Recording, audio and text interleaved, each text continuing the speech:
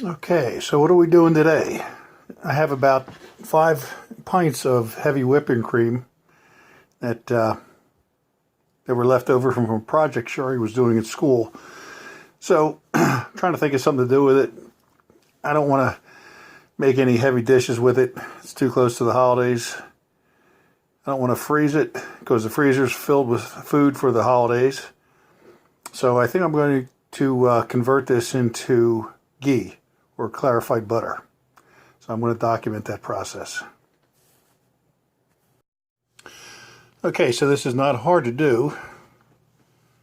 All you're really going to do is bring the heavy cream to a boil, stir it, watch it. We're going to cook the water out. We're going to bring all the milk solids together. And we're going to strain the solids out. And we're done. Ghee is some pretty interesting stuff.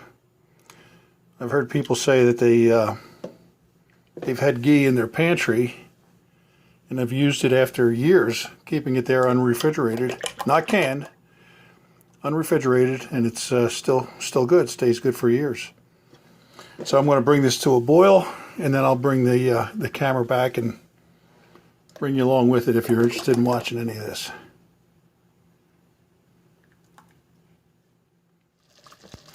All right, this is about an hour and 20 minutes in. It's taking longer than I thought, but it is 5 pints, a little over half a gallon of heavy cream. It has the consistency right now of a bechamel sauce, almost like I'm making for macaroni and cheese. And it has a very nice nutty flavor coming off of it. And it's just starting to take a little tint of yellowish to it, which I think is the fat starting to come out. I don't know if the camera's picking it up, but I can see a little bit of oil here and there on top of the boiling cream. And soon that should turn completely translucent, and you'll be able to see the solids floating around in it.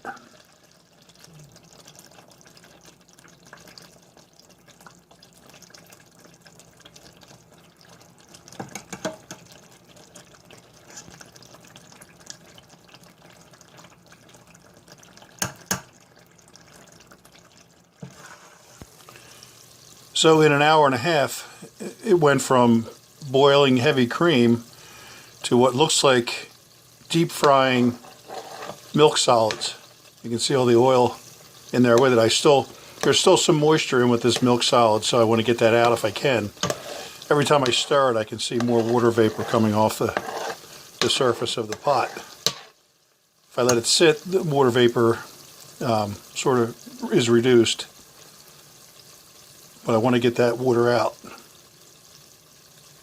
You can see there's no vapor now, but when I stir, you can see it. I think you can see, there you go. And that's what I want to get out of there.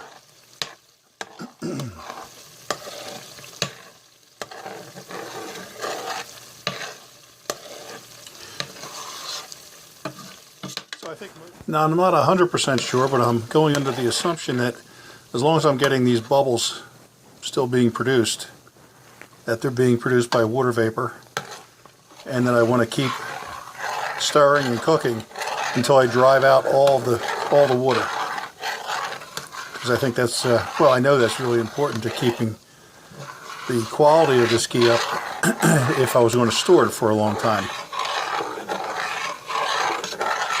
because water is the enemy.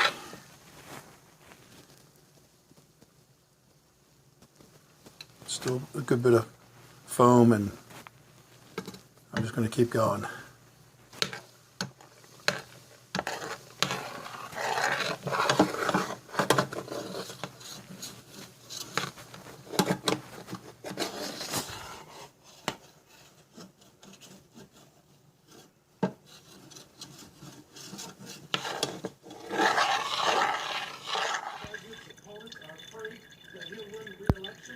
No excuse for weaponizing impeachment.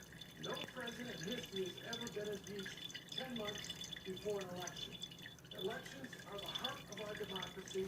Our founding fathers defined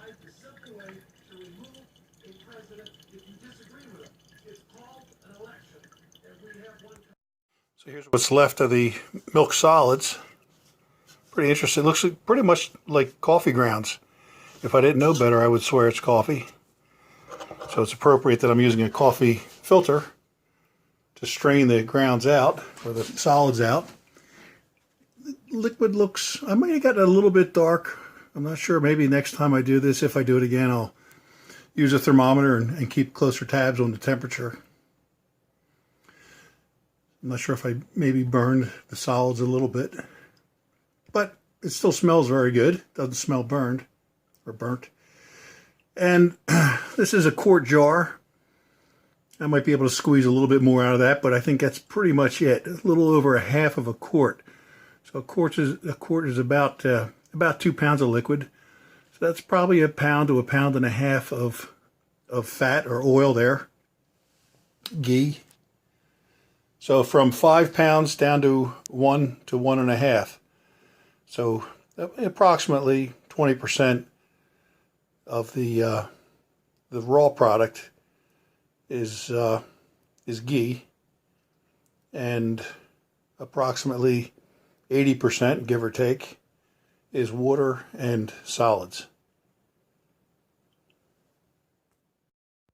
Okay, let's be a little bit more scientific about measuring the output here. We'll get a tare weight on this jar.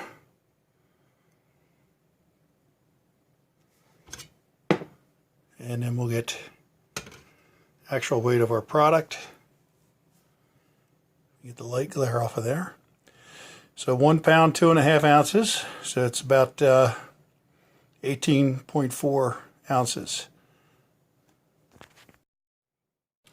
So if we started with 80 ounces of raw product, raw material, we ended up with 18 ounces. That's about 22% of a finished product. Not too bad. Let's see how it tastes.